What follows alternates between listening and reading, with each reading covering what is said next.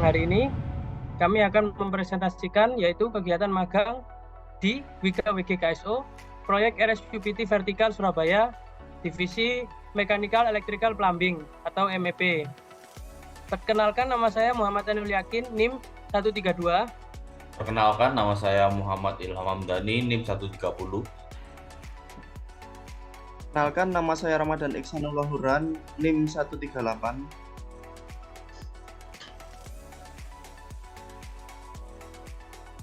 Selanjutnya kita melakukan magang di proyek Rumah Sakit UPT Vertikal Surabaya.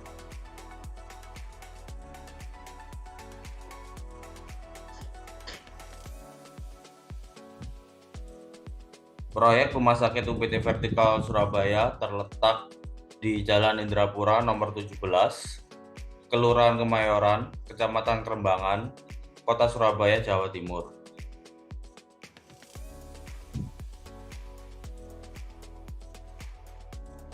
Oke, gambaran umum proyek RSUPT Vertikal Surabaya merupakan proyek pembangunan rumah sakit dengan nilai kontrak hampir mendekati 1,5 triliun rupiah. Untuk kegiatan proyek dari mulai pada September tahun 2022 hingga selesai kontrak pada Agustus 2024. Untuk masa kerja praktek atau magang kami dimulai dari 3 Agustus 2023 hingga 30 November 2023. Untuk jadwal kegiatan kami yaitu Senin sampai Sabtu pukul 8.30 hingga 21.30.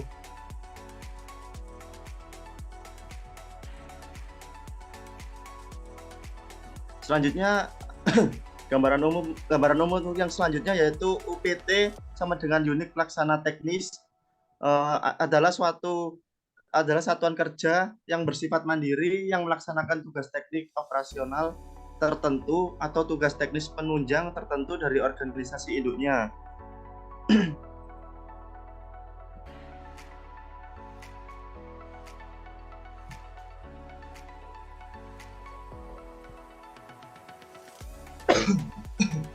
Selanjutnya, proyek RSUPT Vertikal Surabaya dengan owner Kemenkes. Selanjutnya adalah konsultan perencana yaitu Patron dan PT Pandu Persada. Dengan konsultan MK yaitu PT Ciria Jasa Citra Mandiri. Dengan kontraktor yaitu Wika WGKSO.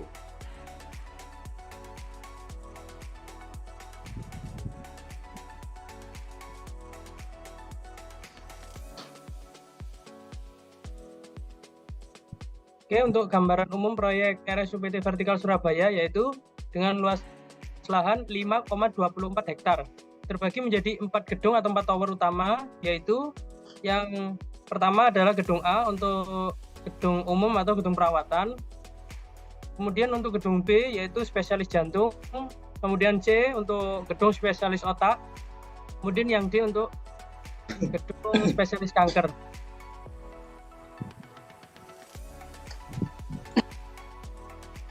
Selanjutnya kita akan masuk ke struktur organisasi pada proyek RSUPT Vertikal Surabaya oleh PT Wika WGKSO. Yang pertama ada manajer proyek yaitu Bapak Fali Pulungan, lalu ada manajer QAQC yaitu Bapak Dodi Teguh Arifianto, lalu ada manajer HSE yaitu Bapak Agus Salim A, lalu juga ada deputy manajer proyek yaitu Bapak Berli Anggoro. Selanjutnya di bawahnya terdapat manajer konstruksi yaitu Bapak Fedik Y. Hutahean. Selanjutnya manajer engineering yaitu Bapak Tri Diangka Yuldika. Lalu manajer komersial OP1 yaitu Haniar Chandra A. Lalu manajer komersial OP2 yaitu Bapak Dani Ardanto. Selanjutnya manajer KA yaitu Bapak Julianto Mani Buruk. Lalu manajer Danlat yaitu Sarnoko. Manajer Mankon yaitu Markus Abu Bagio. Selanjutnya divisi MEP membawahi sebanyak 15 sub kontraktor dan memiliki 3 mandor swadaya dengan jumlah manpower per hari sebanyak rata-rata 400 orang.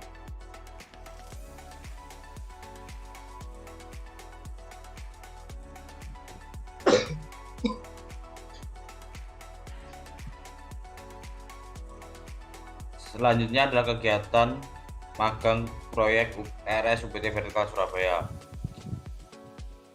Yang pertama adalah HSE. HSE merupakan singkatan dari Healthy, Safety, and Environment atau Kesehatan, Keselamatan, dan Lingkungan.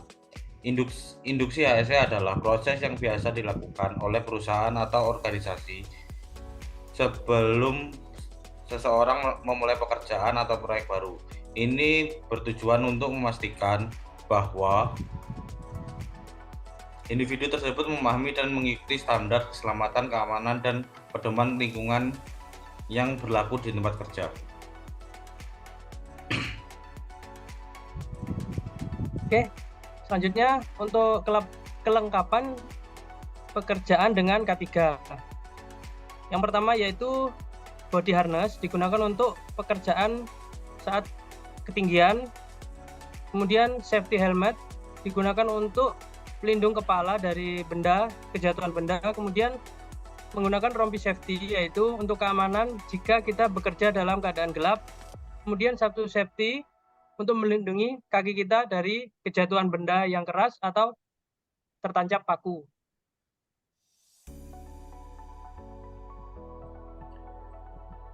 Selanjutnya, kita akan masuk ke pembahasan standar operasional prosedur atau SOP. Yang pertama di sini di PT Wika terdapat ada 2 SOP, yaitu yang pertama SI atau surat izin lapangan atau mandor. Yang kedua ada SP3 atau surat perintah pelaksanaan pekerjaan. Sebelum melakukan pekerjaan, hal yang perlu diperhatikan adalah SOP. SOP sangatlah penting demi kelancaran dan menghindari kecelakaan dalam melakukan pekerjaan. SOP atau standar operasional prosedur merupakan panduan yang berisi langkah-langkah atau instruksi tertulis yang disusun secara sistematis untuk menjalankan proses secara konsisten dan efisien. Lalu SOP pada proyek dapat terbagi menjadi 2, yang seperti yang tadi telah saya jelaskan, yaitu SI dan SP3.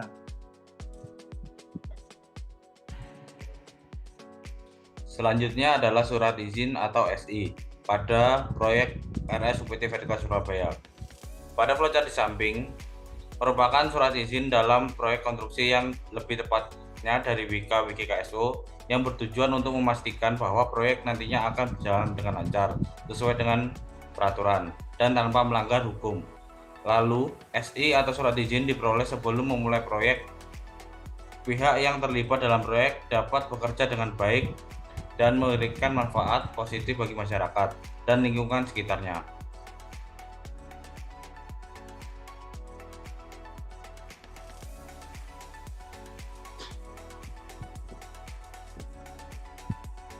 Oke, selanjutnya yaitu surat perintah pelaksanaan kerja pekerjaan atau SP3. Pada flowchart di samping merupakan SP3, surat perintah pelaksanaan pekerjaan yang sangat penting untuk memastikan kelancaran dan kesuksesan pada pelaksanaan proyek pada Wika WKKSO. Dengan mengurangi risiko kesalahpahaman, menetapkan tanggung jawab, dan memberikan pedoman yang jelas bagi semua pihak yang terlibat. Selanjutnya merupakan flowchart SOP kerja yang akan dilanjutkan oleh Mas Rama. Saya sedikit jelaskan tentang SP3, yaitu dari mandor kita ada kontrak, kemudian masuk ke engineer, yaitu menerbitkan jadwal, gambar, atau metode, ke komersil melakukan, kemudian disetujui oleh PM atau DPM. PM itu adalah project manager atau deputy project manager. Kemudian diterima oleh mandor, membuat mock-up dan melakukan pelaksanaan kerja. Selanjutnya struktur atau dari surat izin tadi, yaitu yang pertama persetujuan material, lalu persetujuan shop drawing. Selanjutnya ada pengadaan atau penyediaan material, alat, dan tenaga kerja. Lalu digunakan material sesuai spesifikasi teknis yang sudah ditetapkan. Lalu marking posisi titik instalasi pada decasting lantai dan pasang tidus.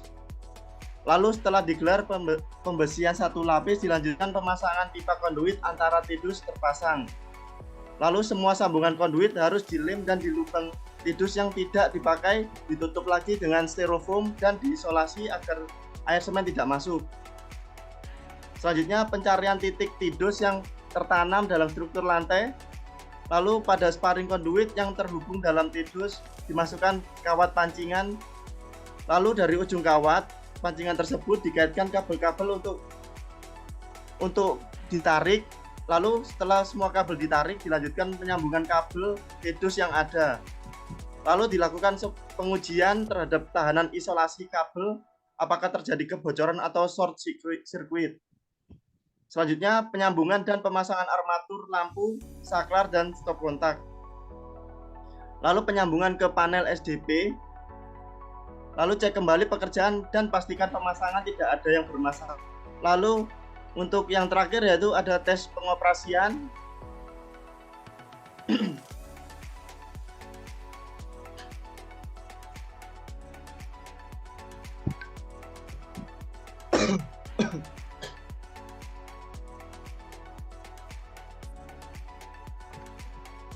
Selanjutnya adalah urutan pekerjaan pemasangan lampu dan stop kontak. Yang pertama adalah marking jalur konduit. Marking jalur konduit digunakan untuk membuat jalur konduit instalasi lampu dan saklar, kemudian memasang pipa konduit sesuai dengan jalur marking yang telah dibuat, lalu menarik kabel instalasi sesuai wiring pada job drawing.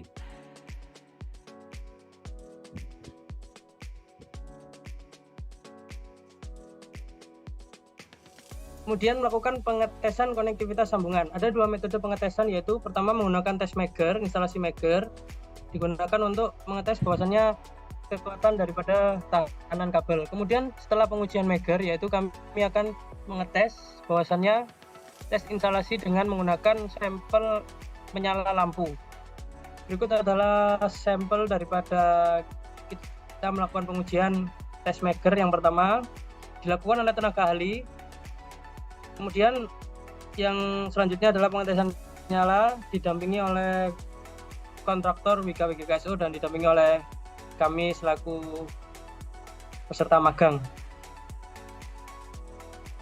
Sekian dan terima kasih atas presentasi kegiatan kami selama magang di Wika WG KSO Project RSUPT Vertikal. Jika ada salah kata kami mohon maaf. Wassalamualaikum warahmatullahi wabarakatuh. Terima kasih. Terima kasih. Terima kasih.